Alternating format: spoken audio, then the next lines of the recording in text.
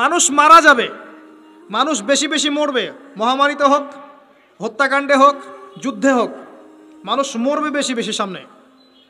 উলামায়ে কেরামের সংখ্যা কমতে থাকবে, জাহেলদের সংখ্যা বাড়বে। যত দিন যাবে আল্লাহর প্রাকৃতিক গজবগুলো বাড়বে। ভূমিকম্প বলেন, মহামারী বলেন, জলোচ্ছ্বাস বলেন, ভূমিধস বলেন, আকৃতি পরিবর্তন বলেন, এগুলো বাড়বে। আসসালামু আলাইকুম ওয়া রাহমাতুল্লাহি ওয়া বারাকাতুহু।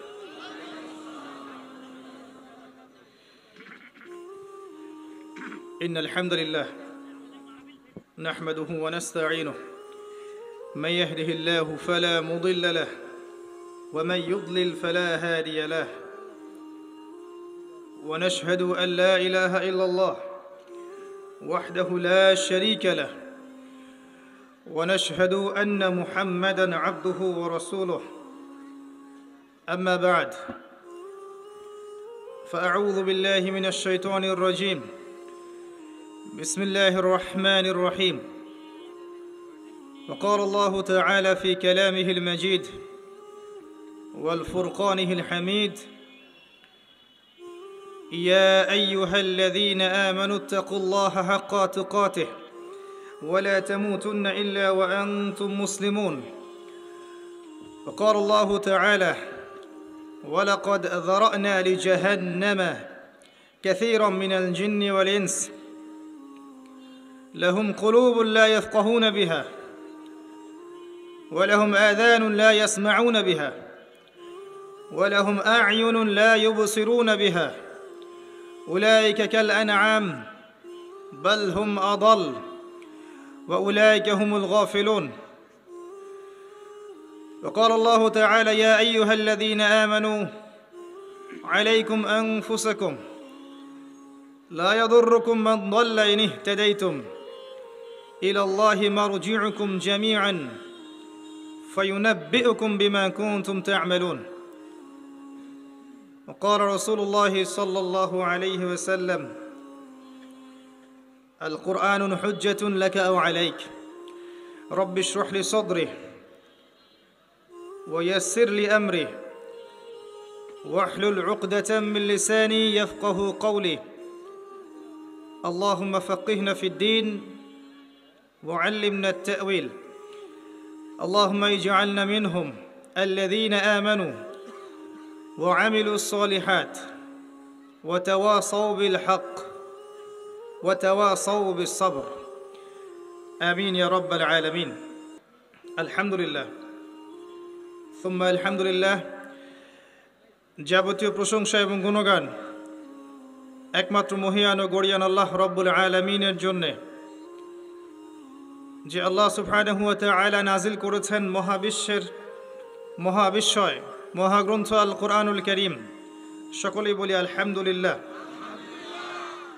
যাবতীয় প্রশংসা সেই আল্লাহ পাকের জন্যে, যে আল্লাহ ছাড়া ইবাদত পাওয়ার যোগ্য দ্বিতীয় কোনো হক ইলাহ বা মাবুদ নেই, যে আল্লাহর কোনো শরিক নেই, যিনি আমাদেরকে মুসলিম পরিবারে জন্মগ্রহণ করার তৌফিক দান করেছেন এবং মুহাম্মদ সাল্লাল্লাহু আলাইহি ওয়াসাল্লামের উম্মত হওয়ার সৌভাগ্য দান করেছেন। সকলেই বলি আলহামদুলিল্লাহ। আবারও শুকরিয়া জানাই সে আল্লাহর দরবারে, যিনি আজকে আমাদেরকে অত্র মাহফিলে সুস্থ শরীরে আসার তৌফিক দান করেছেন। আবারও বলি আলহামদুলিল্লাহ। অগণিত অসংখ্য দরুদ এবং সালাত বর্ষিত হোক মহান আল্লাহ প্রেরিত সর্বশেষ নবী এবং চূড়ান্ত নবী, মানবতার মুক্তির দূত মুহাম্মদুর রাসূলুল্লাহ সাল্লাল্লাহু আলাইহি ওয়াসাল্লামের প্রতি। আমরা একটাবার দরুদ শরীফ পড়ি সবাই। আল্লাহুম্মা সাল্লি আলা মুহাম্মদ ওয়া আলা আলি মুহাম্মদ কামা সাল্লাইতা আলা ইব্রাহিম ওয়া আলা আলি ইব্রাহিম ইন্নাকা হামিদুম মাজিদ। اللهم بارك على محمد وعلى آل محمد كما باركت على إبراهيم وعلى آل إبراهيم إنك حميد مجيد। সম্মানিত উপস্থিতি, কেমন আছেন আপনারা?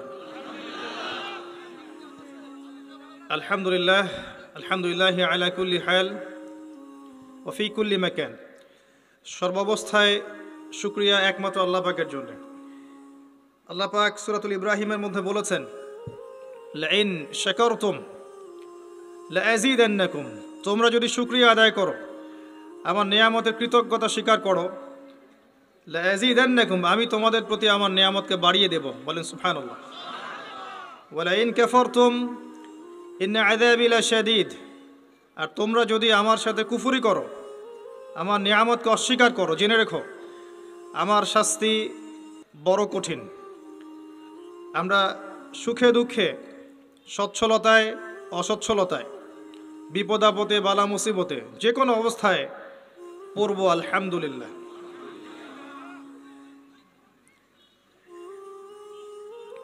আজকে আমরা সমসাময়িক প্রেক্ষাপট সম্পর্কে কিছু আলোচনা করার চেষ্টা করব ইনশাআল্লাহ তাআলা। ওয়া মা তাওফীকি ইল্লা বিল্লাহ আলাইহি তাওয়াক্কালতু ওয়া ইলাইহি উনীব। সবচেয়ে বড় কথা হচ্ছে এই সিচুয়েশনের মধ্যে মুসলিমদের করণীয় কি, এই বিষয়গুলো ফোকাস করার চেষ্টা করব ইনশাআল্লাহ তাআলা। ওয়া মা তাওফীকি ইল্লা বিল্লাহ আলাইহি তাওয়াক্কালতু ওয়া ইলাইহি উনীব। যারা ফটো তুলতে এসেছেন বা ভিডিওতে ব্যস্ত হতে এসেছেন বা অন্য কোনো কারণে এসেছেন, অন্য কোনো উদ্দেশ্যে এসেছেন, আল্লাহর ওয়াস্তে এখান থেকে বাসায় চলে যান। বাসায় গিয়ে কম্বলের নিচে শুয়ে থাকেন, শুয়ে ইউটিউবে লেকচার দেখেন। এই মজলিস আপনাদের জন্য নয়, এই মজলিস তাদের জন্যে, সেই দিন পাগল মানুষদের জন্যে, যারা এখানে এসেছে কষ্ট স্বীকার করে দূর দূরান্ত থেকে, যাতে দিনের দুটো ভালো কথা শুনতে পারে, জানতে পারে, আমল করতে পারে। আল্লাহ পাক তাদেরকে কবুল করুন, আমিন। এই যে শুরুতে এই কথাটা বলে দিলাম, দেখবেন আলোচনা শেষ হওয়া মাত্রই কিছু মানুষের আচরণ দেখে মনে হবে আমি হচ্ছি চিড়িয়াখানার প্রাণী। আর এই কাজগুলো করে করে দিন দিন এই জমিন থেকে, বাংলার জমিন থেকে আলেম ওলামাদের সংখ্যা আমরা কমিয়ে দিয়েছি। এই কমন সেন্সটুকু নাই যে কাজগুলো করলে ওলামায়ে কেরামের ক্ষতি হয়, লাভ হয় না। ডে বাই ডে বাংলার জমিন থেকে আলেম ওলামা কমে যাচ্ছে। ওই যে কমে গেল ওলামায়ে কেরাম, তাদের জায়গা কি আপনি নিতে পারবেন? যে একজন আলেম হারিয়ে গেলেন, ওই জায়গা কি আপনি নিতে পারবেন? 20 বছর পড়াশোনা করতে হবে আপনাকে, তারপরেও ওই জায়গায় যেতে পারবেন কিনা সন্দেহ আছে। ওলামায়ে কেরাম, ইসলামের দায়ী যারা, এরা কি চিড়িয়াখানার প্রাণী? এত বাড়াবাড়ি করতে হবে কেন? এত বেশি আইওয়াজ শোডাউন কেন করতে হবে? আমরা শৃঙ্খলা শিখব কোরআন থেকে এবং হাদিস থেকে, এবং সুশৃঙ্খল জাতি হব। আল্লাহ পাক তৌফিক দেখ। আরেকটা সবচেয়ে মারাত্মক বিষয় হচ্ছে, যেটা অডিয়েন্স বুঝে না, আমি ফিল করছি, সেটা হলো যার কলবের মধ্যে এক জাররা পরিমাণ রিয়া বা অহংকার থাকবে। আসলে শব্দটা হবে অহংকার, যদিও রিয়া থেকেই অহংকারের উৎপত্তি হয় বা অহংকার থেকে রিয়ার উৎপত্তি হয়, একই কথা। যার অন্তরে সরিষা পরিমাণ অহংকার থাকবে, সে ব্যক্তি জান্নাতে যাবে না। আর এই রিয়া এবং অহংকারের এক্সাম্পল প্রিয় নবী মুহাম্মদ সাল্লাল্লাহু আলাইহি ওয়াসাল্লাম এভাবে দিয়েছেন যে একটা অন্ধকার রাতে কালো পাথরের উপরে কালো পিঁপড়া যদি হেঁটে যায়, এটা যত সূক্ষ্ম, রিয়া এবং অহংকার ততই সূক্ষ্ম। নিজের অজান্তেই নিজের মধ্যে চলে আসবে, আপনি বুঝতেও পারবেন না। উমর ইবনুল খাত্তাব রাদিয়াল্লাহু আনহু, তিনি যদি একটা দিনী মজলিসে যেতেন আর আশপাশের মানুষগুলো এমন করত যেমনটা আমাদের দেশে করা হয়, আপনাদের কি ধারণা তিনি সবাইকে চুমু খেতেন? উমর ইবনুল খাত্তাব রাদিয়াল্লাহু আনহু ইসলামের দ্বিতীয় খলিফা, জান্নাতের সার্টিফিকেট প্রাপ্ত সাহাবী, শাহাদাতের মৃত্যু হয়েছে। নবী করিম সাল্লাল্লাহু আলাইহি ওয়াসাল্লাম বলেছেন, আমার পরে কোনো নবী নেই, যদি হতো ওমর হতো।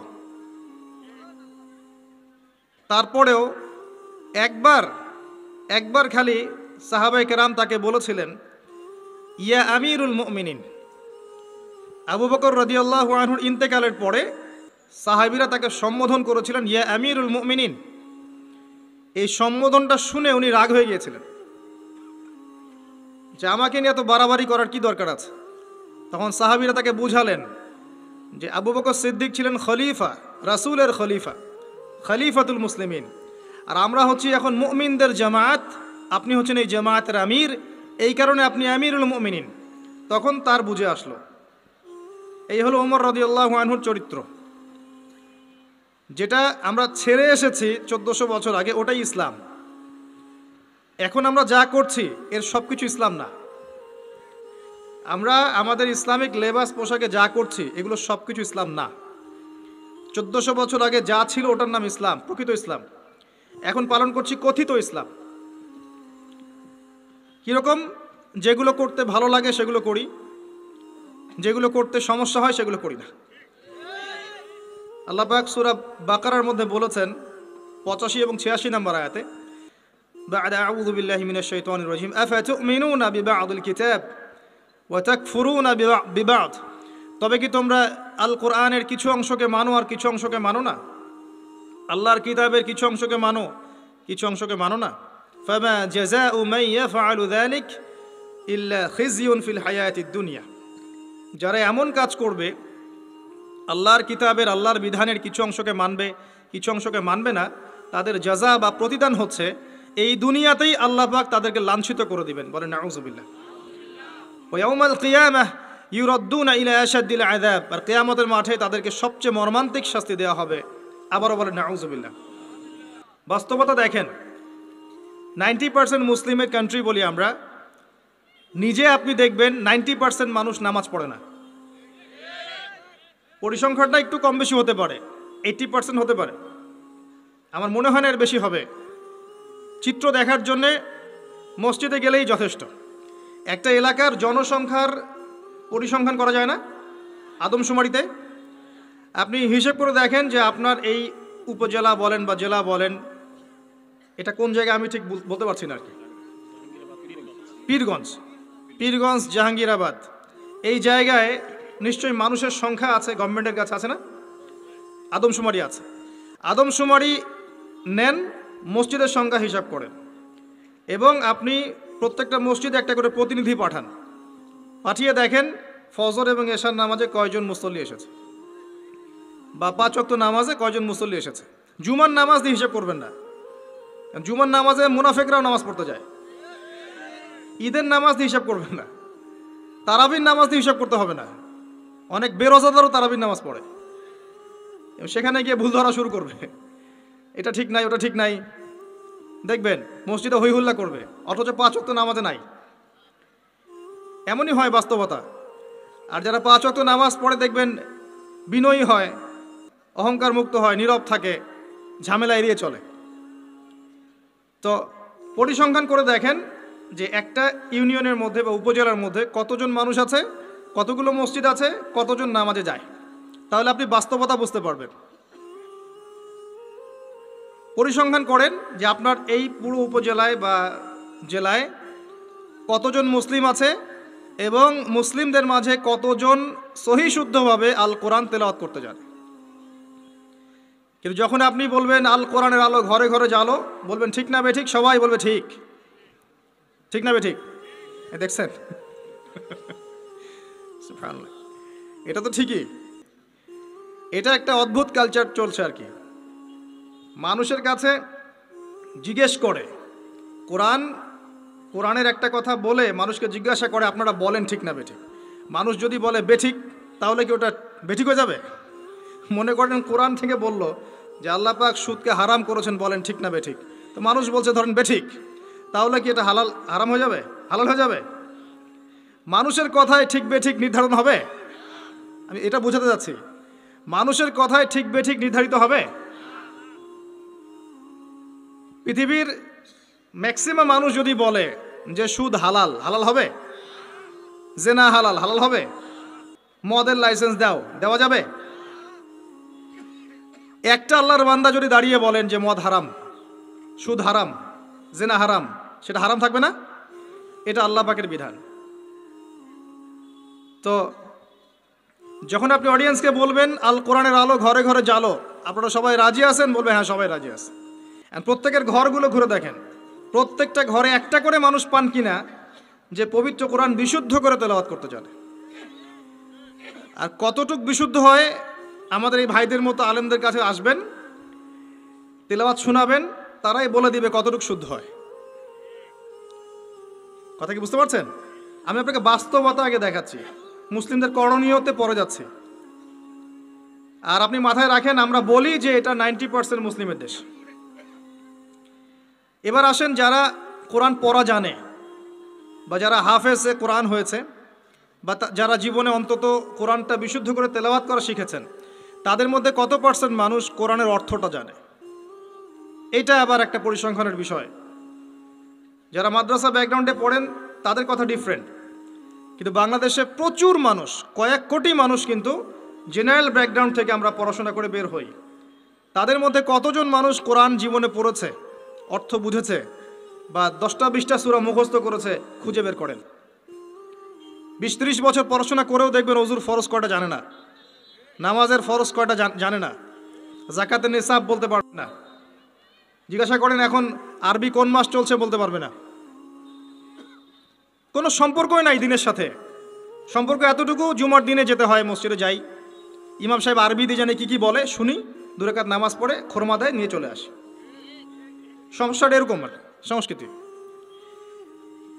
তো কোরআন কেন্দ্রিক চিন্তা করেন। আবার দেখেন, যারা কোরআন আমরা টুকটাক বুঝি ভাঙাচোরা, আমরা আবার কোরআনের আদেশ এবং নিষেধ কতটুকু মেনে চলি, এটা একটা বড় বিষয়। যারা আমরা কোরআন হাদিস কিছুটা বুঝি, তারা আবার কোরআনের আদেশ মানে কিনা, নিষেধ বর্জন করে কিনা, এটা আরেকটা বড় বিষয়। বাস্তবতা এমন, বাস্তবতা দেখবেন কতগুলো ফ্যামিলি পান যেই ফ্যামিলিগুলোর মধ্যে পর্দা কায়েম আছে। খুঁজে দেখেন, আপনি নিজের পরিবার থেকে শুরু করেন, আমি আমার পরিবার থেকে শুরু করি, আপনি আপনার থেকে শুরু করেন, আপনার আত্মীয়দেরকে দেখেন, বংশকে দেখেন, সমাজকে দেখেন, আপনি খুঁজে পাবেন কতগুলো পরিবার পাবেন যেখানে পর্দার বিধান কায়েম আছে। পরিবারের মেয়ে পর্দা করে, মা পর্দা করে, বোন পর্দা করে, অল্প সংখ্যক, ইল্লা মাশাআল্লাহ। হ্যাঁ, এমনও পরিবার আছে যেই পরিবারের সদস্যরা জীবন চলে গেলেও পর্দা ছাড়বে না, এমনও আছে। এমনও পরিবার আছে পরিবারের প্রত্যেক সদস্য আলেম। এমনও পরিবার আছে যে নামাজ না পড়লে পরিবারে ভাত দেওয়া হয় না, এমনও আছে। এগুলোর সংখ্যা কত? নিতান্তই কম, নিতান্তই কম। বাস্তবতায় আসেন আপনি, বাস্তবতায় এমন, এগুলোর সয়লাভ চলছে। আবার একটা বড় ইস্যু বলি, মুসলিমদের কথা বলছি। আপনি প্রত্যেকটা পরিবারের জরিপ চালিয়ে দেখেন কতগুলো পরিবারে হালাল রিজিক ঢুকছে। হালাল রিজিক, মাথার ঘাম পায়ে ফেলা হালাল রিজিক পরিবারে ঢুকছে, হালাল খেয়ে পরিবার পরিজন জীবনযাপন করছে। কতটা পরিবারে? ম্যাক্সিমাম পরিবার সুদখোর, ম্যাক্সিমাম। যে আমি নিজেকে সুদ থেকে মুক্ত মনে করছি, বিসমিল্লাহ। মনে করেন আমি একটা বাসায় ভাড়া থাকি, কথার কথা, মনে করেন কথার কথা। এখন ধরেন বাসার মালিক সুদি ব্যাংক থেকে লোন নিয়ে বাড়ি করেছে, কথার কথা, এক্সাম্পল দিচ্ছি। এখন এই টাকাগুলো, ভাড়াটিয়াদের টাকাগুলো নিয়ে তিনি ব্যাংকের লোন শোধ করেন, কথা বুঝতে পারছেন? আর একবার লোন নিলে তো শোধ করা 4 টাকানি কথা না, চক্রবৃদ্ধি হারে বাড়তে থাকবে। এটাই ওদের উদ্দেশ্য ছিল, রক্ত চুষে খাওয়া, সাক। যার ফলে ধনী ধনী হতে থাকে, গরিব আস্তে আস্তে আরো গরিব হতে থাকে। আর আমি অনেকদিন বলেছি এটা মায়ের সাথে জেনা করার মতো পাপ, এবং আল্লাহ এবং তার রাসূলের সাথে যুদ্ধ করার মতো পাপ। দলিল আপনি সহিহ বুখারী খোলেন আর সূরা বাকারা পড়েন। সহিহ বুখারীতে আরও আছে 36 বার জেনা করলে যে গুনাহ হয়, 1 দিরহাম সুদ খেলে সেই গুনাহ হয়। এখন মনে করেন আমি রেন্ট দিচ্ছি, বা আরও 10 জন রেন্ট দিচ্ছে, এই রেন্টগুলোকে তিনি একত্রিত করে ঋণ শোধ করছেন সুদের। ইনডাইরেক্টলি, পরোক্ষভাবে আমি নিজেও সুদের সাথে সম্পৃক্ত হয়ে গেলাম। আমি কি বুঝাতে পারছি? যারা এগুলো থেকে সম্পূর্ণ পবিত্র থাকতে চাবে তাদের গায়েও সুদের ছিটাফোঁটা এসে লাগবে। এটা সেই আখিরুজ্জামান, এটা ওই যুগ না। এই যুগের কথাই নবী সাল্লাল্লাহু আলাইহি ওয়াসাল্লাম হাদিসের মধ্যে বলেছেন, এমন যুগ আসবে যে মানুষের পক্ষে রিবা থেকে বেঁচে থাকা এত দুষ্কর হয়ে যাবে যে যারা বেঁচে থাকতে চাইবে তাদের গায়েও সুদের ছিটাফোঁটা এসে লাগবে। এই হলো সেই যুগ। আর যে খায়, যে দেয়, যে লিখে রাখে, যে সাক্ষী থাকে, 4 জনকে, 4 শ্রেণীর মানুষকে নবী সাল্লাল্লাহু আলাইহি ওয়াসাল্লাম সমান অপরাধী বলেছে। আমাদের ম্যাক্সিমাম পরিবারগুলোতে যান, দেখবেন সুদের সাথে আমরা সম্পৃক্ত আছি। যতই বলি, ব্যক্তিগত জীবনে দেখবেন, ইবাদত বন্দেগীর জীবনে গিয়ে দেখবেন পাক্কা মুসল্লি, কপালে সেজদার দাগ আছে। অর্থনৈতিক জীবনে গিয়ে দেখবেন পাক্কা সুদখোর, ঘুষখোর, দুর্নীতি করছে, ট্যাক্স ফাঁকি দিচ্ছে, বা সরকারের মাল আত্মসাৎ করে খাচ্ছে। প্রচুর সম্পদ আছে আমাদের, আমরা আত্মসাৎ করতে করতে করতে করতে একটা হাতি আসতে আসতে মাছি হয়ে যায়। একটা হাতি উপর থেকে আসতে থাকে, আকাশ থেকে একটা হাতি পড়তে থাকে। হাতি পড়তে পড়তে পড়তে পড়তে দেখবেন আপনার কাছে আস্তে আস্তে মাছি হয়ে গেছে। হাতির কান একজন, ডালপালা একজন, নাক একজন, সুর একজন, শিং একজন, খেয়ে শেষ করে ফেলছে। বাই দা ওয়ে, হাতির মনে হয় শিং থাকে না, আমি ভুল বলছি, হাতির সুর থাকে। যাই হোক, এটা বাস্তবতা। আবার দেখবেন আমরা অনেকেই ইসলাম ফলো করার নামেও আমাদের বোনদেরকে সম্পত্তি দিচ্ছি না। সুযোগ পেলেই প্রতিবেশীর জমি মেরে খাবো, 1 বিঘত জমিও ছাড় দিব না। সুযোগ পেলেই অন্যের জমি মেরে খাবো, আত্মসাৎ করে খাবো। দেখা যাবে যে একটা জিনিস মানুষের প্রাপ্য, সেটাকে আমি ঘুরিয়ে ফিরিয়ে নিজের পকেটে ঢুকিয়ে ফেলেছি। চাকরিতে যাবেন, টেবিলের নিচ দিয়ে টাকা না দিলে আপনার জব হবে না। আর আপনি বলছেন যে এখন তো দেওয়াই লাগছে, কিছু করার নাই, না দিলে তো আমার চাকরিটা হবে না। মানে এটা আপনি ঘুরিয়ে জায়েজ করলেন আর কি। আবার কিছু দাড়িওয়ালা মুফতি সাহেবও থাকবেন, দেখা যাবে বলবে হ্যাঁ এটা করা যায়, কারণ এখন তো এই যুগে চলছে, ওটা না করলে তুমি তো চাকরি পাবা না। ঘুরিয়ে ফিরিয়ে সিচুয়েশন এমন করেছি আমরা। বাস্তবতা এমন, এখানে আইওয়াস শোডাউনের প্রশ্নই ওঠে না। মানে এখানে ইসলামের বেসিক জিনিসগুলোর বালাই নাই। উঁচু উঁচু বিষয়গুলো অনেক দূরের পথ, অনেক দূরের পথ। জিহাদ ফি সাবিলিল্লাহ, ইসলামী খিলাফা, কিতাল ফি সাবিলিল্লাহ, ইসলামী হুকুমত, আল্লাহর জমিন, আল্লাহর দিন প্রতিষ্ঠা, উঁচু স্কেলের কথা, অনেক উঁচু স্কেলের কথা। নিচু স্কেলগুলো তো দেখাচ্ছি আপনাকে, নিচু স্কেলগুলো। 5 ওয়াক্ত সালাত এটা এমন একটা বিষয় ছিল উম্মার মধ্যে যে একজন মুসলিম 5 ওয়াক্ত সালাত পড়ে না, এটা চিন্তাই করা যেত না। শতাব্দীর পর শতাব্দী এমন জেনারেশন চলে গেছে যারা 5 ওয়াক্ত নামাজ পড়তো না, মুসলিম পরিবারের সন্তান, এটা কল্পনাও করা যেত না। এখন অ্যাভেলেবেল, ঘরে ঘরে দেখবেন বেনামাজিদের ভর্তি। মুসলিম মেয়েরা পর্দা করবে না, এটা কল্পনাও করা যেত না। এখন ঘরে ঘরে দেখবেন জিন্স আর গেঞ্জি, জিন্স আর গেঞ্জি, ছেলেদের পোশাক পরে রাস্তাঘাটে ঘুরছে। ইভেন গ্রামগুলোতেও, গ্রামে অনেক সময় এমন এমন দৃশ্য দেখা গেছে চোখে, দেখে আমরা মনে করতেছি আমরা কি ঢাকা শহরে আছি নাকি, নাকি এটা নিউ ইয়র্ক। আবার গ্রামের মেয়েরা আবার অত্যাধুনিক, কপি করতে করতে দেখা যায় অনেক সময় শহরের মেয়েদেরকে হার মানিয়ে ফেলে। এটা কল্পনায় ছিল না যে মেয়েরা এমন পোশাক পরে ঘোরে মুসলিম পরিবারের। মুসলিম পরিবারের মানুষ কোরআন তেলাওয়াত করতে পারে না, এমনটা হিস্ট্রিতে কখনো ছিল না, খুব কম, রেয়ার। এখন এসে দেখবেন এটা অ্যাভেলেবেল, ঘরে ঘরে দেখবেন কোরআন পড়তে পারে না। কোরআন তেলাওয়াতের কথা বলছি, এবারত তো অনেক দূরের কথা। এবারত বুঝতে তো আরও 10 বছর লাগবে। তারপরে হাদিসের কিতাব, ফিকহের বই, ইসলামের ইতিহাস, ইসলামিক অর্থনীতি, জিও পলিটিক্স, অনেক দূরের পথ। আমি শুধু নর্মাল কোরআন তেলাওয়াতের কথা বলছি, বিশুদ্ধ করে। একটা মক্তবের বাচ্চার যে যোগ্যতা, দেখবেন জেনারেল পড়ুয়া BBA করে বের হয়েছে, ওর সেই যোগ্যতা নাই কোরআনের ক্ষেত্রে। একটা মাদ্রাসার ছোট ক্লাসের বাচ্চা, ক্লাস 5-6-এ পড়ে, দেখবেন কোরআন যেভাবে পড়তে পারে, একজন বাইরে থেকে ডিগ্রি নিয়ে আসছে সেটা পড়তে পারে না। এরপরেও সে বলছে আমি শিক্ষিত, এবং সেখান থেকে পাশ করে এসে বলছে যে ইসলাম এই যুগে চলে না, ওই যুগে চলতো। পর্দার বিধানগুলো আসলে ওই যুগে ভালো ছিল, এই যুগে এগুলো চলে না, এটা এগিয়ে যাওয়ার যুগ, এটা কো এডুকেশনের যুগ, এবং এটা হচ্ছে ফ্রি মিক্সিংয়ের যুগ। ফ্রি মিক্সিং বোঝেন তো, নারী পুরুষ একসাথে চলবে, মাহারাম গায়রে মাহারাম একাকার, এটার নাম ফ্রি মিক্সিং। যেমনটা আপনার স্কুলে চলছেন, কলেজে চলছেন, ইভেন জব সেক্টরেও চলছেন, প্রতিটা সেক্টরেই চলছেন, ইভেন পলিটিক্যাল ক্ষেত্রেও চলছেন ফ্রি মিক্সিং। মিছিল করছেন, সামনে মহিলা, পিছনে আপনি, ফ্রি মিক্সিং। কোনো কোনো ওয়াজ মাহফিলে দেখলাম যে মহিলা এসে বক্তব্য দিচ্ছে, হ্যাঁ, পাশে আলেম বসে আছেন, চা খাচ্ছেন। আপনি কোথায় আছেন প্রিয় ভাই? বলতে থাকলে অনেক কষ্ট পাই, গলার ভয়েস উঁচু হয়ে যায়, অনেকের খারাপ লাগে। কিন্তু কিছু বিষয় না বললে হক আদায় হয় না, আল্লাহর কাছে জবাবদিহি করতে হবে তখন। এই জন্য কিছু বাস্তবতা আপনাকে বোঝানোর চেষ্টা করছি, এবং এর মধ্যে ইনশাআল্লাহ আমি কিছু সলিউশন আপনাকে দেওয়ার চেষ্টা করব, নিজেকে এবং আপনাকেও। আমি যা বলছি আল্লাহ পাক সবার আগে আমাকে আমল করার তৌফিক দান করুন, পরে আপনাদেরকে তৌফিক দান করুন। বলাটা অনেক সহজ, করাটা খুব কঠিন। আল্লাহ পাক এটাই বলেছেন সূরা সফের মধ্যে, লিমা তাকুলুনা মা লা তাফআলুন, তোমরা এমন কথা কেন বলো যা তোমরা নিজেরা করো না। কাবুরা মাকতান ইনদাল্লাহি আন তাকুলু মা লা তাফআলুন, আল্লাহর কাছে অত্যন্ত নিকৃষ্ট এই কাজটা যে তোমরা নিজেরা করো না কিন্তু মানুষকে বলবে। আমি মেরাজের সময় একটা হাদিস মনে করাই আপনাদেরকে। এখন মেরাজের সময় চলছে, আপনারা হয়তো মেরাজ পার করেছেন। তো এখানে নবী সাল্লাল্লাহু আলাইহি ওয়াসাল্লাম কিছু শাস্তি দেখে এসেছিলেন। তার মধ্যে একটা শাস্তি ছিল এমন যে এক শ্রেণীর মানুষের জিহ্বাকে আগুনের কেচি দিয়ে কেটে দেওয়া হচ্ছে। আমরা বলি নাউযুবিল্লাহ। নবী সাল্লাল্লাহু আলাইহি ওয়াসাল্লাম জিজ্ঞাসা করলেন, এরা কারা?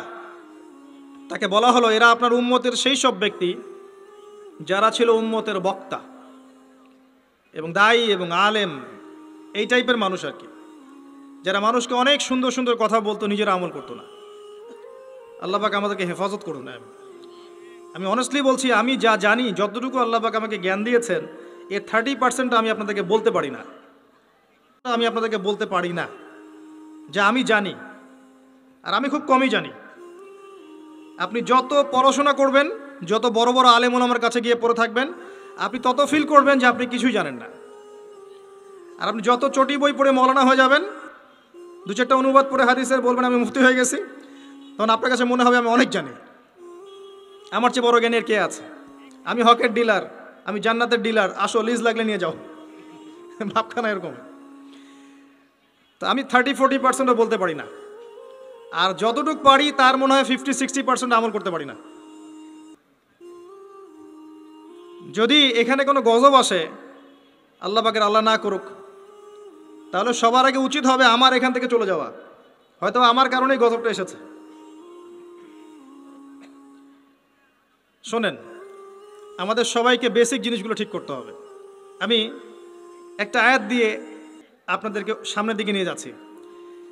আল্লাহ রাব্বুল আলামিন বলেছেন, ইয়া আইয়ুহাল্লাযীনা আমানু, হে মুমিনগণ, আলাইকুম আনফুসাকুম, তোমরা নিজেদের নফসের খবর নাও, নিজেদের নফসকে ঠিক করো, নিজে ভালো হও। যেভাবেই আপনি ব্যাখ্যা করেন অর্থটা এমন, নিজে আগে ভালো হও, নিজের নফসকে ঠিক করো, নিজের নফসের খবর নাও।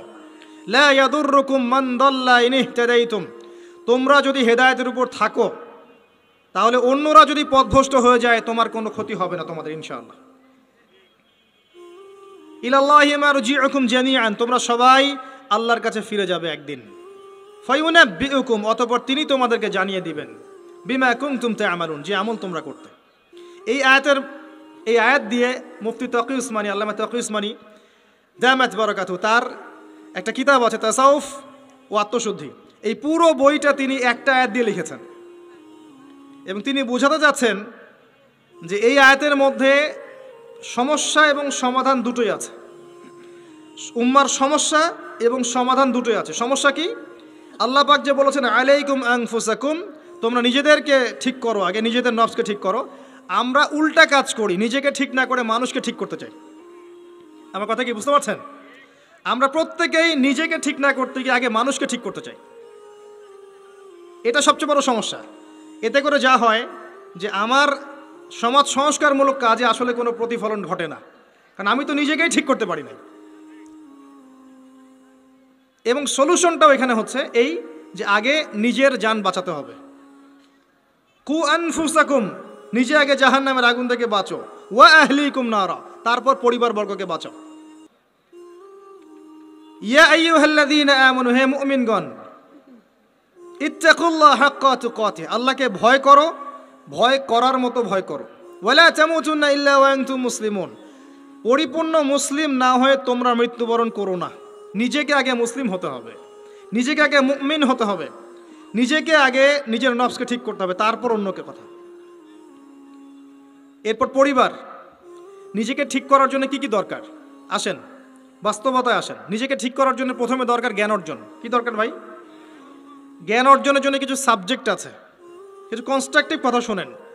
সাবজেক্ট আছে, আপনাকে আগে আল কোরআন পড়তে হবে 1 নাম্বার। 2 নাম্বার আপনাকে হাদিস পড়তে হবে। 3 নাম্বার আপনাকে ফিকহ পড়তে হবে। 4 নাম্বার আপনাকে ইসলামের হিস্ট্রি পড়তে হবে, ইতিহাস। 5 নাম্বার ইসলামের অর্থনীতি পড়তে হবে। 6 নাম্বার ইসলামিক ফিলোসফি পড়বেন।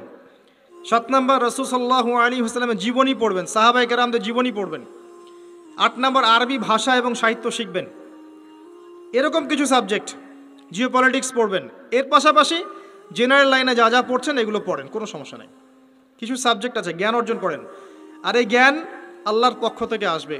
বই পড়লেই যে সবাই জ্ঞানী হয়ে যাবে এমনটা নয়, এটা ভুল ধারণা যে বই পড়লেই, একটা বই শেষ করলাম আরেকটা ধরলাম, আরেকটা শেষ করলাম আরেকটা ধরলাম, এতে আমি জ্ঞানী হয়ে যাব, এটা একটা ভুল কনসেপ্ট।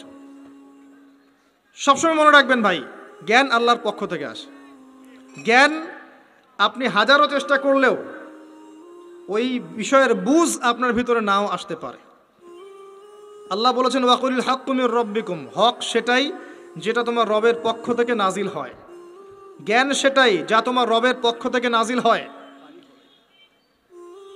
ফামান শাআ ফালইউমিন, যার ইচ্ছা হয় সে ঈমান নিয়ে আসুক। ওয়ামান শাআ ফালইয়াকফুর, যার ইচ্ছা হয় সে অস্বীকার করুক। ইন্না আ'তাদনা লিয-যালিমিনা নারান, আমি জালেমদের জন্য আগুন প্রস্তুত করে রেখেছি। জ্ঞান আল্লাহর পক্ষ থেকে আসে, তবে একটা সিস্টেম আছে। এই সাবজেক্টগুলো পড়তে হবে, পড়ে ওলামায়ে কেরামের কাছে গিয়ে বুঝতে হবে। একা একা বোঝা যাবে না। একা একা বুঝতে গেলে আপনি বিভ্রান্ত হয়ে যেতে পারেন। এখানেই সোহবতের প্রশ্নটা আসবে যে আপনাকে হকপন্থী আলেম ওলামার সাথে থাকতে হবে। আপনি থাকলে তাদেরকে দেখেও দিনটা শিখবেন। একজন ব্যক্তি যার মধ্যে সুন্নত আছে তাকে দেখে আপনি সুন্নত শিখতে পারেন। দেখবেন আমরা যারা স্কুল কলেজ বিশ্ববিদ্যালয়ে পড়াশোনা করেছি, আমাদের অনেক টিচার ছিল, ফেভারিট টিচার, পছন্দের টিচার। আমরা ওদেরকে কপি করতাম। তাদের চিন্তা, তাদের চেতনা, তাদের চলাফেরা, ওঠা বসা, পোশাক আশাক আপনার মধ্যে ঢুকে গেছে, ঢুকে নাই? তারা দীর্ঘদিন আপনাদেরকে পড়িয়েছেন, দর্শন শিখিয়েছেন, ফিলোসফি শিখিয়েছেন, ভালো মন্দ ডিল করতে শিখিয়েছেন। পরে তাদের বুঝে আপনি জগৎকে বুঝেছেন। আমার কথা কি বোঝা যায়? ওস্তাদ এমন একটা জিনিস, একইভাবে যদি আপনি হকপন্থী ওলামায়ে কেরামের কাছে থাকেন, তাদেরকে দেখেন, তাদের সোহবতে যান, পড়াশোনা করেন, আপনি তাদের কাছ থেকেও দেখে অনেক কিছু শিখতে পারবেন। আর এভাবেই সাহাবায়ে কেরাম রাদিয়াল্লাহু আনহুম আজমাইন নবী সাল্লাল্লাহু আলাইহি ওয়াসাল্লামকে দেখে দিন শিখেছিলেন। তারা কিন্তু বাসায় গিয়ে বই পড়ে দিন শিখেন নাই। আমার কথা কি বুঝেন? তারা কিন্তু বাসায় গিয়ে বই পড়ে দিন শেখেন নাই। এখন আমরা কতজন আলেম ওলামার কাছে যেতে চাই? যেতেই চাই না। বইপত্র অ্যাভেলেবেল, বাসায় পড়বো, জ্ঞানী হয়ে যাব, তাই না? আবার মাশাআল্লাহ দেখা যায় অল্প কিছুদিন পড়াশোনা করে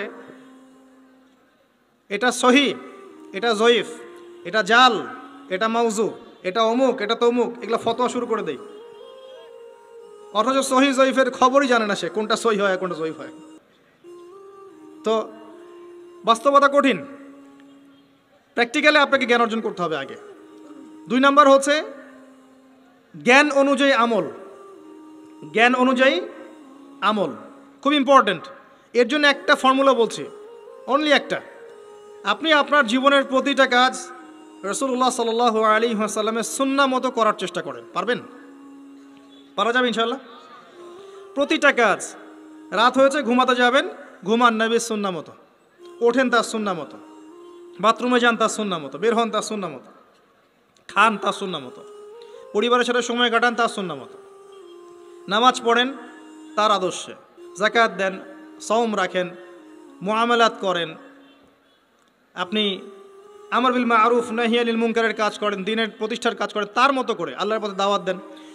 প্রতিটা কাজে তার সুন্নাহ ফলো করলে আপনার পুরো জীবনটাই ইবাদত হয়ে যাবে ইনশাআল্লাহু তাআলা, ইনশাআল্লাহু তাআলা। আর এটার জন্যই আল্লাহ পাক আমাদেরকে সৃষ্টি করেছেন। মনে আছে ওই আয়াতটা, সূরা যারিয়াত 59 নম্বর আয়াত, ওয়ামা খালাকতুল জিন্না ওয়াল ইনসা ইল্লা লিয়াবুদুন, আমি জিন আর মানুষকে শুধুমাত্র আমার ইবাদত করার জন্যই সৃষ্টি করেছি। কি করলে প্রত্যেকটা কাজ ইবাদত হবে? রাসূলুল্লাহ সাল্লাল্লাহু আলাইহি ওয়াসাল্লামের সুন্নাহ মতো চললে পরে হবে ইনশাআল্লাহ। পারা যাবে ইনশাআল্লাহ। বেসিকগুলো ঠিক করেন, এবং এগুলো প্রাইমারি লেভেলের কাজ। এগুলো না করে বড় স্বপ্ন দেখা ঠিক না। আর আমরা স্বপ্ন দেখব না এমন নয়, বড় স্বপ্ন দেখবেন। বড় স্বপ্নের চেষ্টা করবেন, সব ঠিক আছে, কিন্তু ভিত্তিহীনভাবে নয়। একটা বাড়ি গঠন করব 10 তলা 20 তলা, ঠিক আছে, ফাউন্ডেশন ঠিক না করে নয়, আগে ভিত্তি দিতে হয় এবং ভিত্তিতেই বেশি টাকা খরচ করতে হয়। কথা কি বোঝা যায়? এগুলো ইসলামের ভিত্তি। আমল করেন জানা অনুযায়ী, আল্লাহ পাক তৌফিক দান করুন। আর সামনে একটা সিজন আসছে আমলের, আল্লাহ পাক যেন আমাদের সবাইকে সেই রমাজান পর্যন্ত পৌঁছে দেন, আল্লাহুম্মা আমিন। এবং সেখানে বেশি বেশি আমল করে গুনাহ মাফ করিয়ে নেওয়ার তৌফিক দান করেন, আমিন। রমাজান হবে আমাদের সবচেয়ে সৌভাগ্যের সময় ইনশাআল্লাহ। এখানে আমাদের যত পাপ, এর জন্য আল্লাহর কাছে কান্নাকাটি করতে হবে। এখানে কিছু কথা বলি, আমি যদিও বলেছি আগের লেকচারগুলোতে, রমাজানের আগেই রমাজানের পরিকল্পনা করে ফেলতে হয়। আপনার নামাজের টার্গেট করে নেন, ইভেন জীবনে কত রাকাত নামাজ কাজা করেছেন হিসাব করে নেন, চেষ্টা করেন কাজাগুলো আদায় করার জন্যে। যদিও বা খালেস তওবা করলে আল্লাহ মাফ করে দিতে পারেন, তারপরে অনেক স্কলার বলেছেন যদি কেউ আদায় করতে চায় সে করতে পারে, আল্লাহ খুশি হবেন ইনশাআল্লাহ। হিসাব করে দেখেন, আপনার 10 বছরের নামাজ কাজা আছে, 15 বছর 20 বছরের নামাজ কাজা আছে, কি করবো এগুলো নামাজের? আল্লাহর কাছে মাফ চাবো, ইনশাআল্লাহ আল্লাহ মাফ করে দিবেন, এটা একটা অপশন। যদি না করেন, এই নামাজগুলোর কাফফারা কে দিবে? এই নামাজগুলো কি টাকা পয়সা হিসেব করে হুজুরকে খাওয়ালে হবে? এখন এক নতুন একটা সুন্নত বের হয়েছে, মানুষ মারা গেলে হুজুরকে ডেকে বলে আমার আব্বা 10 বছর নামাজ পড়ে নাই, হুজুর কত টাকা দিলে নামাজগুলো কাজা হবে? হুজুরও বলে হ্যাঁ, প্রত্যেক নামাজের জন্য যদি 500 করে দেন আমি ওয়াক্ত ওয়াক্ত হিসাব করে পড়ে দিব। তো এদিকে দুই দিক থেকে তার লাভ, সে অর্থ পেল, নামাজ পড়লো, তার নিজের নেকি হলো, তার বাবার কিছুই হলো না। তো এভাবে কি হবে? আদায় করতে হবে। আরেকটা সহজ বুদ্ধি আছে, একটা না দুইটা, আল্লাহ পাক আমাদেরকে তৌফিক দান করুন। জামায়াতে নামাজ পড়া। যখন আপনি জামায়াতে এক ওয়াক্ত নামাজ পড়ছেন, আপনি 25 বা 27 ওয়াক্তে নেকি পাচ্ছেন। এখানে আপনি ক্যালকুলেশন মিলাতে পারবেন। একটা হচ্ছে বেশি বেশি নফল নামাজ পড়া, ফরজের ঘাটতিগুলো আল্লাহ পাক নফল দিয়ে পূরণ করবেন ইনশাআল্লাহ। আরেকটা অপশন আছে ওমরা করা। কেন বললাম ওমরা করা? ওমরা করতে গেলে আপনি কাবা ঘরে হারামে নামাজ পড়বেন, আবার যদি আপনি মদিনা জিয়ারত করতে যান সেখানেও কিন্তু নববীতে নামাজ পড়বেন। সেখানে 1 রাকাত নামাজ পড়লে আপনি 1000 রাকাতে নেকি পাচ্ছেন, নাকি ভাই ঠিক বলছি না? 1 রাকাতে, নববীতে 1 রাকাতে 1000 না 50,000, দুটো হাদিস আছে। যাই হোক, অনেক বেশি নেকি হবে। আর হারামে 1 লাখ, হারামে 1 রাকাত পড়লে 1 লক্ষ নেকি হবে। তো ওখানে হারামে যদি আমি 2 রাকাত নামাজ পড়ি বা একটা ফরজ পড়ি, তাহলে 1 লাখ ফরজ হচ্ছে। কথা কি বুঝতে পারছেন? এটা একটা অপশন কাফারা দেয়ার। আল্লাহ পাক আমাদেরকে তৌফিক দান করুন, আমিন। তো নিজের আমল নামার হিসেব করতে হবে। ঠান্ডা মাথায় রাত্রেবেলা ঘুমানোর আগে চিন্তা করেন, ওয়াল্লাহি আমি চিন্তা করছি এটা, ওয়াল্লাহি চিন্তা করেন আপনার জীবনে যখন থেকে আপনার ভালো মন্দ বোঝার ক্ষমতা হয়েছে, ঠান্ডা মাথায় রিকল করার চেষ্টা করেন আপনার মেমোরিকে, যে আপনি কি কি বড় বড় পাপ করেছেন।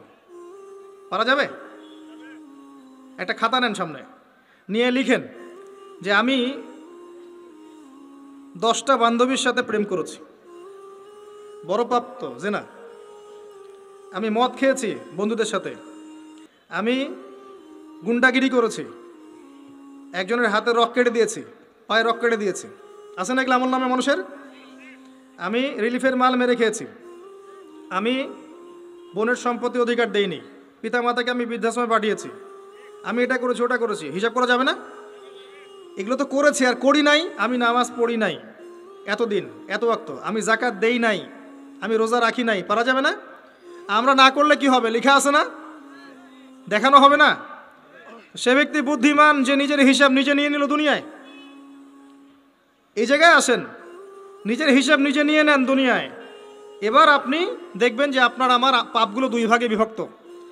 একটা হচ্ছে আল্লাহর সাথে জড়িত, আর একটা মানুষের সাথে জড়িত। তো আল্লাহর সাথে যেগুলো জড়িত, ইনশাআল্লাহ 2 রাকাত নামাজ, অনলি 2 রাকাত নামাজ ওযু করে এসে মুখলেসভাবে আদায় করে চোখের পানি ফেলে দিয়ে শেষ রাতে আল্লাহকে বলা, আল্লাহ আমি এই পাপ করেছি, আল্লাহ আমাকে মাফ করে দাও। আল্লাহ রাব্বুল আলামিনের জন্য এটা মুহূর্তের ব্যাপার, আপনার সমস্ত পাপকে আল্লাহ পাক নেকি দিয়ে পরিবর্তন করে দিবেন ইনশাআল্লাহ। সূরা ফুরকানের শেষের দিকে আছে, ইল্লা মান তাবা ওয়া আমানা وعمل عملا صالحا فأولئك يبدل الله سيئاتهم حسنات যারা তওবা করবে, ঈমান নিয়ে আসবে এবং আমলে সালেহ করবে, আমি আল্লাহ তাদের সমস্ত গুনাহগুলোকে নেকি দিয়ে পরিবর্তন করে দিব ইনশাআল্লাহ। আর এক শ্রেণীর পাপ পাবেন, সেটা হলো বান্দার সাথে জড়িত। এটা আল্লাহর কাছে মাফ চেয়ে লাভ নাই। আমাকে এসে বলতে হবে ভাই আপনাকে গালি দিয়েছি মাফ করে দেন, আমার আপনার কাছে গিয়ে বলতে হবে ভাই আপনার গীবত করেছি আমাকে মাফ করে দেন। আপনি আরেক ভাইয়ের কাছে গিয়ে বলবেন ভাই আপনার টাকা আমি মেরে খেয়েছিলাম, টাকা নেন, শোধ করে নেন। প্রতিবেশীকে বলতে হবে ভাই জমি নিয়ে নেন, জমি আমি মেরে খেয়েছিলাম। জনগণের সামনে এসে বলতে হবে এই যে চালের বস্তা তোমাদের ছিল আমি মেরে খেয়েছি, নিয়ে নাও। এত সহজ না। না হলে এগুলো কিয়ামতের মাঠে জমা থাকবে এবং পুলসিরাতে তারা দাঁড়িয়ে থাকবে। যখন আপনি আমি অনেক নেকি নিয়ে উঠবো, আল্লাহ পাক বলবেন নেকি দিয়ে দাও। কেন দিব? কারণ অমুককে গালি দিয়েছো, অমুকের টাকা নিয়েছো ফেরত দাওনি, অমুকের কাছ থেকে অমুককে অপবাদ দিয়েছো, অমুকের সম্পত্তি মেরে খেয়েছো, অমুকের জমি মেরে খেয়েছো, ইত্যাদি ইত্যাদি। এখন তোমার নেকি দিয়ে ওদেরকে শোধ করো, তোমার আমলনামা থেকে নেকি সব চলে যাবে, আর ওর আমলনামা থেকে গুনাহ আপনার আমলনামায় চলে আসবে। বলেন নাউযুবিল্লাহ। আল্লাহ পাক পরকালে আমাদেরকে যেন বান্দার সাথে জড়িত হক নিয়ে না ওঠান, আমিন। একটা দোয়া করতে পারেন, আল্লাহুম্মা কফিনি বিহালালিকা আন হারামিক ওয়া আগনিনি বিফদলিকা আম্মান সিওয়াক। আশা করা যায় আল্লাহ পাক আপনার দুনিয়ার ঋণ দুনিয়ায় শোধ করে দিবেন ইনশাআল্লাহ। কি দোয়া বললাম? আল্লাহুম্মা কফিনি বিহালালিকা আন হারামিক ওয়া আগনিনি বিফদলিকা আম্মান সিওয়াক। হিসনুল মুসলিম বইটা পড়েন, পাবেন ইনশাআল্লাহ। তো যেটা বলছিলাম প্রিয় ভাইয়েরা, সামনে সিজন আছে, আমল নামা হিসেব করে নেন, রমাদান মাসটাকে কাজে লাগান। নবী সাল্লাল্লাহু আলাইহি ওয়াসাল্লাম বলেছেন সেই ব্যক্তির জন্য ধ্বংস যে রমজান মাসকে পেল, রমজানকে পেয়েও তার গুনাহ মাফ করাতে পারলো না। নবীর নাম শুনে আমরা কেউ দরুদ পড়লাম না।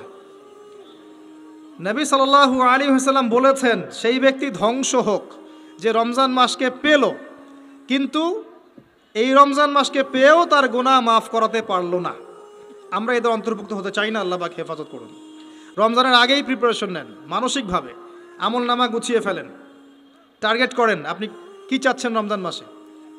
30টা সওম তো আছেই, 5 ওয়াক্ত নামাজ জামাতে পড়ার চেষ্টা করেন, তারাবির সালাতগুলো আদায় করার চেষ্টা করেন, আল্লাহ পাক তৌফিক দান করুন।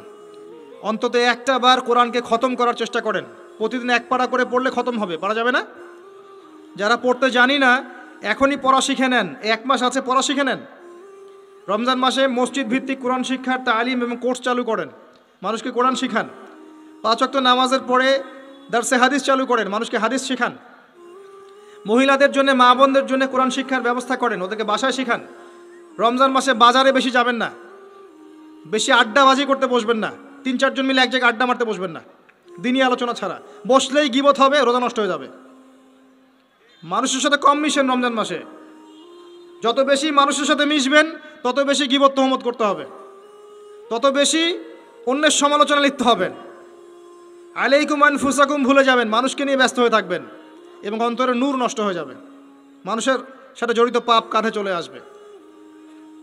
কম মিশেন আল্লাহর ওয়াস্তে, রমজান মাসে কম মিশেন, কম বাজারে যান, বাজারে যায়েন না, গেলে দ্রুত চলে আসেন। যদি প্রয়োজনে যেতেই হয় দ্রুত চলে আসেন। চেষ্টা করেন মাসের বাজার আগেই করে রাখতে, ঈদের বাজার আগে করে রাখতে। এই শেষের দশক স্পেশালি লাইলাতুল কদর যেখানে থাকে, এই দশক মানুষ বাজারে কাটায়, বাঙালি মুসলিম এই দশকটা বাজারে কাটায়, ইল্লা মাশা আল্লাহ। আর মা বোনদের তো খবর নাই, এরা তো মার্কেটেই বেশি ঘুরে বেড়াবে দেখবেন। আর এত বেশি ইফতারের আইটেম করতে যায় না যে এই খাওয়ার পিছনেই আপনার সময় চলে যায়। যদি সারাদিন রোজা রাখার পরে 10টা আইটেম নিয়ে বসে ইফতার করতে, আসলে রোজা আমাকে আত্মশুদ্ধি শেখাইলো না। সেহরিতে যদি 20টা আইটেম থাকে, মনে হয় এটা আমার জীবনের শেষ খাবার, খাইতে পারবো না, তাহলে সমস্যা। এই রোজা আমার কোনো আত্মশুদ্ধি করবে না। কথাগুলো খারাপ লাগতে পারে কিন্তু বাস্তব। আপনি রমজান মাসকে ফিকির করেন, রমজানের ফিকির করেন। এই রমজান মাসে জাকাতগুলো দিয়ে দেন। জাকাত দিবেন না, এলাকার না দেশের অর্থনীতি সমৃদ্ধ হবে না। জাকাত, শুধু জাকাত দেন, অনলি জাকাত, দেখবেন ইকোনমিক সেকশনে দিন দিন উন্নতি করছি আমরা। জাকাত সবাই দিতে শুরু করেন, দেখবেন সমাজে একটা মানুষ খুঁজে পাবেন না যে না খেয়ে মারা যায়, ইনশাআল্লাহ তাআলা। আল্লাহ পাক এর মধ্যেই ইসলামিক ইকোনমিক্স রেখেছেন, ধনীর সম্পদে গরিবের হক। এটাতে করে সম্পদ ঘুরতে থাকবে হাত থেকে হাতে, হাত থেকে হাতে, এতে করে সবাই খেয়ে পড়ে বাঁচবে। যখন আপনি সুদে যাবেন তখন এক শ্রেণীর মানুষ খাবে, আর এক শ্রেণীর মানুষ দরিদ্রতার অতল তলে চলে যাবে। এটা বাস্তবতা। এটা দেশের ক্ষেত্রে না, বিশ্বের ক্ষেত্রেও দেখবেন বিশ্বের একটা শ্রেণী দিন দিন ধনী হচ্ছে, আর একটা শ্রেণী দিন দিন গরিব হচ্ছে। কারণ কি জানেন? রিবা, সুদ। রমজানের এই ফিকিরগুলো করেন, আল্লাহ পাক তৌফিক দান করুন যেন এই রমজানে আমরা আমাদের সমস্ত গুনাহগুলোকে মাফ করিয়ে নিতে পারি, আমিন। এবং বেশি বেশি সামর্থ্য থাকলে দিনের দাওয়াতি কাজ করেন রমজান মাসে, মানুষকে আল্লাহর দিকে ডাকেন। আইওয়াশ করতে যায় না, শোডাউন করেন না, ভিতরে ভিতরে দাওয়াতি কাজ করেন দিনের জন্য, ইসলামের জন্য। আল্লাহর জমিন, আল্লাহর দিনটা যেন প্রতিষ্ঠিত হয়। এবং এতিমের ভরণ পোষণের দায়িত্ব নেন, বিধবার খোঁজ খবর নেন, অসহায় যারা বৃদ্ধ বৃদ্ধা আছে এদের পাশে দাঁড়ান, সাদাকাতুল ফিতরগুলো দিয়ে দেন। রমজান মাসে সবাই সাম্যের হাত বাড়ান, আল্লাহর ওয়াস্তে রমজানটাকে কাজে লাগান। কে জানে এরপরে রমজান নাও পেতে পারেন। আর বিশ্বে যা শুরু হয়েছে, কোন দিন যে বিশ্ব পারমাণবিক বোমার মধ্যে চলে যায় আল্লাহ ভালো জানেন, আল্লাহ ভালো জানেন। এটা সম্ভাবনা নাই এমন নয়, সমূহ সম্ভাবনা আছে, সমূহ সম্ভাবনা। দেখতে থাকেন কি হতে থাকে ফিউচার। এবার আসেন, আমি যে কথাগুলো বলছিলাম, জ্ঞান অর্জনের পরে আমল, এরপরে হচ্ছে আপনার আত্মশুদ্ধি। আত্মশুদ্ধির কয়েকটা মাধ্যম আমি বলে দেই। বেশি বেশি কোরআন তেলাওয়াত, বেশি বেশি আল্লাহর জিকির, বেশি বেশি মৌতের স্মরণ, বেশি বেশি পরকালের ফিকির। পারা যাবে ইনশাল্লাহ।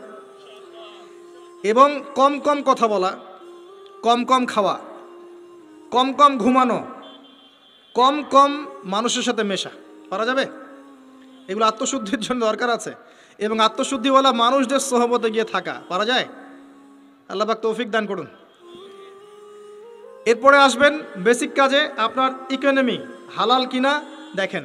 হারাম রিজিককে ঘরে ঢুকতে দিয়েন না, সুদকে ঢুকতে দিয়েন না, আল্লাহর ওয়াস্তে হাত জোর করে অনুরোধ করছি, সুদকে ঢুকতে দিয়েন না, ছেড়ে দেন। আল্লাহ আপনার রিজিকের দায়িত্ব নেবেন। ওয়ারযুকুহু মিন হাইসু লা ইয়াহতাসিব, এমন উৎস থেকে আল্লাহ আপনাকে রিজিক দিবেন আপনি কল্পনাও করতে পারবেন না। আপনি মনে করেন না রিজিকের মালিক আপনি নিজেই, সুদ না খেলে আপনি রিজিক পাবেন না, এমনটা ভাবেন না। এটা ভাবার নাম হলো শিরক। এটা শোনেন, যখন আপনি মনে করছেন যে এটা ছাড়তে আমি পারবো না, যদি আমি ছেড়ে দেই আমার পরিবার চলবে না, আমি চলতে পারবো না, মানে আপনি মনে করছেন রিজিকের মালিক আপনি নিজেই। এটা শিরক। আল্লাহর উপর তাওয়াক্কুল করে ছেড়ে দিতে পারলে দেখবেন আল্লাহ আপনাকে বেহিসাব রিজিক দেবে ইনশাআল্লাহ। এটা আপনি কল্পনা করতে পারবেন না। মিন হাইসু লা ইয়াহতাসিব, আপনার কল্পনার বাহির থেকে আল্লাহ আপনার রিজিক দিবেন ইনশাআল্লাহ। আপনি কল্পনা করতে পারলে আয়াতটা ঠিক হবে না, আপনার কল্পনার বাহির থেকে রিজিক আসবে ইনশাআল্লাহ। এবং এটা হচ্ছে দিন দিন বহু মানুষ সুদ ছেড়ে দিচ্ছে আলহামদুলিল্লাহ, এবং হালাল ব্যবসা করছে, হালাল কিছু করার চেষ্টা করছে। আল্লাহ পাক ওদেরকে না খাইয়ে রাখেন নাই, বরং সুদখোরদের চেয়ে ভালো রেখেছেন আলহামদুলিল্লাহ। চেষ্টা করেন এরপরে বেসিক পরিবারের আদর্শ ঠিক করার জন্য। পরিবারে কালিমা থাকবে, কি থাকবে? লা ইলাহা ইল্লাল্লাহ, তাওহীদ থাকবে। পরিবারের সুন্নত থাকবে, পরিবারে তালিম থাকবে, পরিবারের মধ্যে পর্দা থাকবে। এবং এগুলো বাস্তবায়নের চেষ্টা আমরা করব। যদি এরপরে পরিবারবর্গ না শোনে, আপনি আসহাবুল কাহাফ হয়ে যান। কথা বোঝা যায়? যদি বলতে বলতে বুঝাতে বুঝাতে দাওয়াত দিতে দিতে আপনি ক্লান্ত হয়ে যান, কিছুতেই মানুষ আপনার পরিবারবর্গ কথা না শোনে, সেপারেট পরিবার গঠন করেন, আলাদা পরিবার গঠন করেন, একা থাকেন, সুসম্পর্ক বজায় রাখেন, যার যার হক তাকে তাকে দিয়ে দেন, কিন্তু আপনি আলাদা পরিবার গঠন করেন, নিজে একা থাকেন। আমরা অনেকে মনে করি যে আলাদা হয়ে যাওয়াটা খারাপ। আত্মীয়তার সম্পর্ক বজায় রেখে আলাদা ইসলামিক পরিবার গড়া সুন্নত। কথা কি বোঝাতে পারছি না? আত্মীয়তার সম্পর্ক বজায় থাকবে, যার যার হক তাকে তাকে আপনি দিবেন, দিয়ে আপনি স্বতন্ত্র আদর্শ ইসলামিক পরিবার গড়বেন, এটা সুন্নত। কারণ একটা বড় পরিবার যেখানে আপনি দিন পালন করতে পারছেন না, পর্দা নাই, হালাল রিজিক নাই, আপনার আত্মনির্ভরশীলতা নাই, আপনার মতামতের কোনো মূল্য নাই, ইসলাম আপনি পালন করতে চান বাধা দেওয়া হয়, আপনি আলাদা হয়ে যান, আলাদা স্বতন্ত্র পরিবার গঠন করেন দিনের জন্য, এবং আদর্শ স্ত্রীকে বিয়ে করেন, আদর্শ সন্তান মানুষ করেন। দেখবেন আগামীতে ইনশাল্লাহ পরিবারটা ভালো ফলাফল বয়ে আনবে ইনশাল্লাহ। কিছু করার নাই, ইসলামের জন্য আমাকে স্বার্থপর হতে হবে। ইসলামের জন্য স্বার্থপরতার সুযোগ আছে। যখন দাওয়াত দিতে দিতে বোঝাতে বোঝাতে মানুষ একবারে ক্লান্ত হয়ে যায়, তখন নূহ আলাইহিস সালাম পর্যন্ত বলেছেন, রব্বি আন্নী মাগলুবুন ফান্তাসির, আল্লাহ আমি পরাজিত হয়ে গেছি, আমাকে সাহায্য করো। আল্লাহ পাক প্লাবন নামিয়ে দিয়ে সবাইকে ধ্বংস করে দিয়েছে। লূত আলাইহিস সালাম শেষমেশ তার স্ত্রীকে ছেড়ে চলে গেলেন। নূহ আলাইহিস সালাম তার সন্তানকে রেখে চলে গেলেন। মুহাম্মদ সাল্লাল্লাহু আলাইহি ওয়াসাল্লাম তার চাচাদেরকে রেখেই চলে গেলেন, মদিনায় হিজরত করলেন। চাচার ইসলাম কবুল করলো না। আবু লাহাব করেছে? করে নাই। ইভেন আবু তালেব, যিনি দীর্ঘদিন নবী সাল্লাল্লাহু আলাইহি ওয়াসাল্লামকে সাপোর্ট দিয়েছেন, সর্বশেষে গিয়ে কালিমা পড়তে বলেছেন নবী সাল্লাল্লাহু আলাইহি ওয়াসাল্লাম, তিনি কালিমা পড়েন নাই, বলেছেন আমি আব্দুল মুত্তালিবের ধর্মের উপরেই থাকলাম। কি হলো তাহলে? ইচ্ছা করে কাউকে হেদায়েত দেয়া যায়? আল্লাহর পক্ষ থেকে হেদায়েত আসে। আসহাবুল কাহফ সমাজে টিকতে পারলেন না, গুহায় চলে গেলেন। আল্লাহ পাক 309 বছর ঘুম পাড়িয়ে রাখলেন, আবার জীবিত করলেন। তারা কি জান্নাতি নন? ইব্রাহিম আলাইহিস সালাম বাবাকে এত নসিহত করলেন, বাবা বলল বের হ বাসা থেকে, না হলে মাথা ফাটিয়ে দেবো রজম করে একবার। উনি চলে গেলেন, সাথে একজন তার স্ত্রী সারা আলাইহিস সালাম, তাকে নিয়ে চলে গেলেন প্যালেস্টাইন। প্যালেস্টাইনের নাম শুনেছেন? কোথায়? শেষ জামানার সবচেয়ে ইম্পর্টেন্ট জায়গা প্যালেস্টাইন। মনে রাখবেন, শেষ জামানায় যত কিছু ঘটছে এর কেন্দ্র হচ্ছে ফিলিস্তিন এবং জেরুজালেম। ওই জায়গাটার জন্য এত কিছু, বিশ্বে যা কিছু দেখছেন ওই জায়গার জন্য এত কিছু। কিছু মানুষ চায় ওখান থেকে বিশ্ব শাসন করতে, এবং তারা সেটা করবেও, কিন্তু একটা সাময়িক সময়ের জন্য। তারপরে ইনশাআল্লাহ তাআলা মুসলিমরা ওদের গর্দান উড়িয়ে দিবে ইনশাআল্লাহ, এবং ঈসা আলাইহিস সালাম সেখান থেকে ইসলামী খেলাফা আবারও বাস্তবায়ন করবেন ইনশাআল্লাহ তাআলা। আসেন, এই বেসিক কাজগুলো করেন প্রিয় ভাইরা। আর আল্লাহ পাক আমাদেরকে কিছু প্রতিভা দিয়েছেন, কাউকে জান, কাউকে মাল, কাউকে লিখার ক্ষমতা, কাউকে বলার ক্ষমতা। আল্লাহ পাক যাকে যে প্রতিভা দিয়েছেন, এই প্রতিভাটাকে আপনি দিনের কল্যাণে ব্যয় করেন। যদি একটা মসজিদ করতে পারেন করেন, একটা মাদ্রাসা করতে পারেন করেন, একটা শিক্ষা প্রজেক্ট করতে পারেন করেন, একটা ইসলামিক এনজিও করতে চান করেন, এতিমদের দায়িত্ব নেন, কোনো প্রজেক্ট করেন, মানবতার সেবামূলক কোনো কাজ করেন। পলিটিক্সে থেকে ভালো কিছু করতে চান করেন, পলিটিক্সে থেকে যদি ভালো কিছু করতে পারেন সেটাও করেন।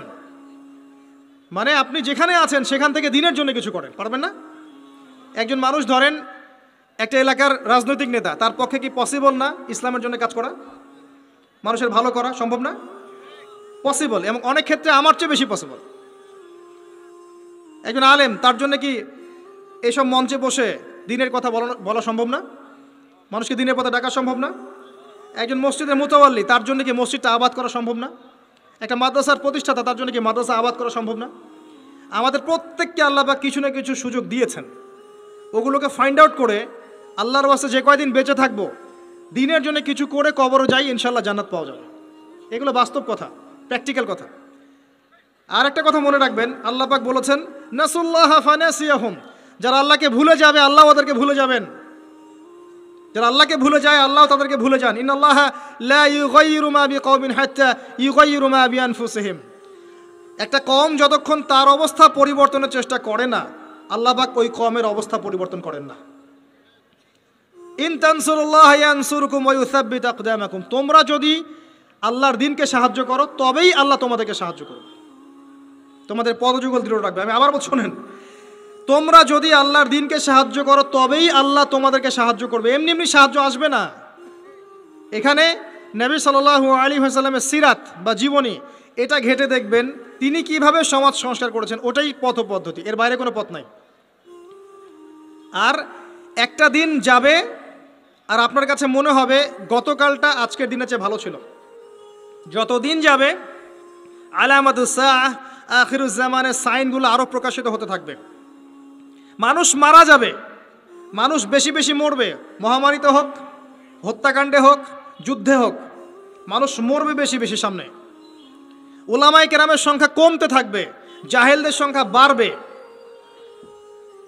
যত দিন যাবে আল্লাহর প্রাকৃতিক গজবগুলো বাড়বে, ভূমিকম্প বলেন, মহামারী বলেন, জলোচ্ছ্বাস বলেন, ভূমিধস বলেন, আকৃতি পরিবর্তন বলেন, এগুলো বাড়বে।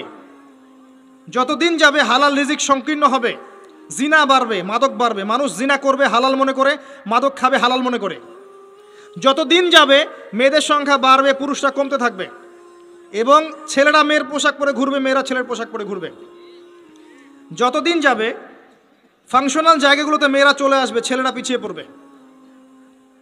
যত দিন যাবে যতদিন যাবে যুদ্ধ বিগ্রহ বাড়বে এবং সামনের যুদ্ধগুলো প্রথম ওয়ার্ল্ড ওয়ার, সেকেন্ড ওয়ার্ল্ড ওয়ারকে হার মানাবে। ওগুলো কিছুই নেই সামনে, ম্যাসাকার হয়ে যাবে পৃথিবী, ম্যাসাকার। একটা কান্ট্রি,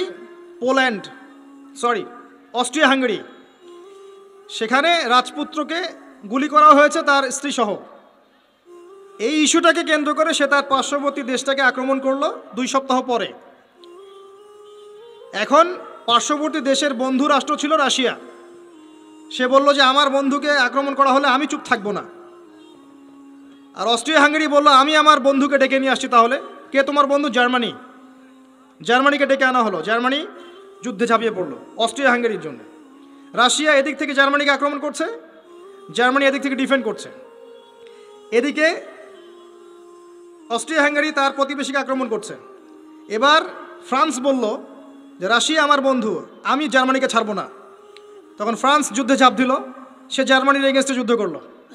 ম্যাসাকার অবস্থা, এমন যুদ্ধ যে একদিনে 17,000 মানুষ মারা গেছে। কয়েক ঘন্টার মধ্যে 17,000 মানুষ শেষ, এমন হয়েছে। এবং পানি পথে, আকাশ পথে, সব পথেই হয়েছে। এবার ব্রিটেন বলছে, যে ফ্রান্স আমার বন্ধু, আমিও চুপ থাকবো না, সেও যুদ্ধে চলে আসলো। কি ইস্যুটা ছিল? ওই যে রাজপুত্রকে গুলি করে হত্যা করেছে 1914 সালের সামার, গ্রীষ্মকালে। এই একটা ইস্যু থেকে আস্তে আস্তে একটা একটা করে দেশ হতে হতে হতে হতে আমেরিকা পর্যন্ত ইনভলভ হয়েছে। এবং 5 থেকে 6 বছরের ব্যবধানে কয়েক কোটি মানুষ মারা গেছে, কয়েক কোটি। এগুলো হিস্ট্রি পড়েন। সামান্য ইস্যু নিয়ে বিশ্বে কি হতে পারে আপনার কল্পনাও নাই। সিরিয়ার ইস্যুটা দেখবেন, সামান্য ইস্যু ছিল, আস্তে আস্তে আস্তে আস্তে 10টা 12টা 15টা রাষ্ট্র ইনভলভ হয়ে গেল। মানুষ মরে শেষ, রেফিউজি, ম্যাসাকার অবস্থা। বিশ্ব এদিকে যাচ্ছে আস্তে আস্তে। চিরদিন এমন অবস্থা থাকবে না। নিজের আখের গোছান, নিজের আকীদা ঠিক করেন, আমল ঠিক করেন, পরকালের প্রস্তুতি নেন, হিসেব কিতাব চুকিয়ে দেন, হালাল খান, পরিবার গঠন করেন, পর্দা কায়েম করেন, দিনের জন্য কিছু করেন। সময় নাই হাতে আমাদের। আর ব্যক্তিগত কাজগুলো বেশি বেশি করে করেন, ওই দিকে দেখার সময় নাই। ওগুলো দেখে আপনি কিছু করতে পারবেন না, কারণ হাত বন্ধ, কিছু করার নাই। অতএব ওইসব বড় বড় ফিকির করে এখন আপনার লাভ নাই। ওটা যাদের করা তারা করবে, যাদের ওইসব ক্ষমতা আছে ওরা করবে, আমি করতে পারবো না। কিন্তু পরিস্থিতি বুঝতে পারছি যে পরিস্থিতি ভালো না, নিজের পরকালের ফিকির করেন। যতদিন যাবে এগুলো বাড়বে এবং মানুষের মধ্যে নৈতিকতা কমবে, পারস্পরিক হৃদ্যতা, ভালোবাসা কমে যাবে। বাপকে হত্যা করবে সন্তান, মাকে হত্যা করবে সন্তান, পিতা মাতার সাথে দাস দাসীর মতো আচরণ করা হবে। দেখবেন কয়দিন পর জেনা এমনভাবে বাড়ছে যে মানুষ মেয়েদের দিকে আকর্ষণ হারিয়ে ফেলে ছেলেদের সাথে জেনা করা শুরু করবে। নাউজুবিল্লাহ পড়ছেন? এটা বাড়ছে দিন দিন। এটাকে বলে হোমোসেক্সুয়ালিটি বা সমকামিতা, দিন দিন বাড়ছে। এরপরে দেখবেন বাচ্চাদেরকে ধর্ষণ করা হবে, এটাও দিন দিন বাড়ছে এখন। এরপরে মানুষ কি করবে জানেন? গবাদি পশুর সাথে জেনা করবে। দেখে নিয়েন, এই কথাও ফলবে ইনশাআল্লাহ। আর ইকোনমিক সেকশনে তো অনেক আগে বলেছিলাম আপনার টাকার মান কমবে, সম্পত্তি লস হবে, দিন দিন দিন দিন এদিকে ওয়ার্ল্ড যাবে। কি করবেন? ওই যে কাজগুলো বলেছি, বেসিক কাজগুলো ঠিক করেন।